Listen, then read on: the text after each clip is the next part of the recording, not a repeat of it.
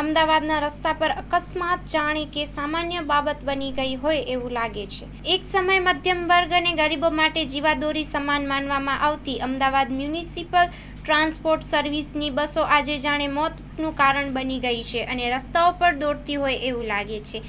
જ્યારથી કોર્પોરેશનના હાથમાંથી એએમટીએસને કોન્ટ્રાક્ટરોના હાથમાં સોંપવામાં આવી છે ત્યારથી છાસ સવારે અકસ્માતના બનાવો સામે આવી રહ્યા છે। આજે કાલુપુર વિસ્તારમાં અને દિલ્હી દરવાજા પાસે એમ બે જગ્યાએ એએમટીએસ બસના અકસ્માતના દ્રશ્યો સામે આવ્યા છે। દિલ્હી દરવાજા પ્રત્યક્ષદર્શી પાસેથી જાણવા મળ્યું છે કે મોટાભાગે આ બસોને પૂર ઝડપે દોડવામાં આવતી હોય છે, જ્યારે આજે આગળની બસે અચાનક બ્રેક મારતા પાછળની બસ ધડાકાભેર અથડાતા 3 મહિલાઓને ઈજાઓ પહોંચી છે। લોહી વહેતું થયું છે, જેને સારવાર અર્થે ખસેડાઈ છે, જ્યારે કાલુપુરમાં બસમાં પાછળના ભાગેથી અથડાયેલ ટેમ્પો ચાલક લોહીલુહાણ હાલતમાં જોવા મળી રહ્યો છે।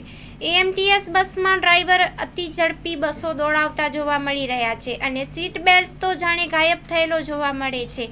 અમદાવાદ પોલીસ અને અમદાવાદ મ્યુનિસિપલ ટ્રાન્સપોર્ટ સર્વિસના અધિકારીઓ આ બાબતો ધ્યાનમાં લઈ કાયદેસરની કડક કાર્યવાહી કરે તો આ મુસાફરોને સુરક્ષાનો વિશ્વાસ ફરી અપાવી શકાય તેમ છે, નહીં તો આજના સમયમાં મુસાફરો રસ્તા પર દોડતી એએમટીએસમાં પોતાને અસુરક્ષિત મહેસૂસ કરી રહ્યા છે। આ મોંઘવારીમાં પેટ્રોલ અને ડીઝલના આસમાને પહોંચેલા ભાવોના કારણે મજબૂરીમાં લોકો એએમટીએસનો સહારો લેવો પડે છે। બાકી આટલા મોંઘા ભાડાઓ અને આટલી ખરાબ સેવાઓમાં સવારી કરવી મુસાફરો માટે ખૂબ જ પીડાદાયક છે।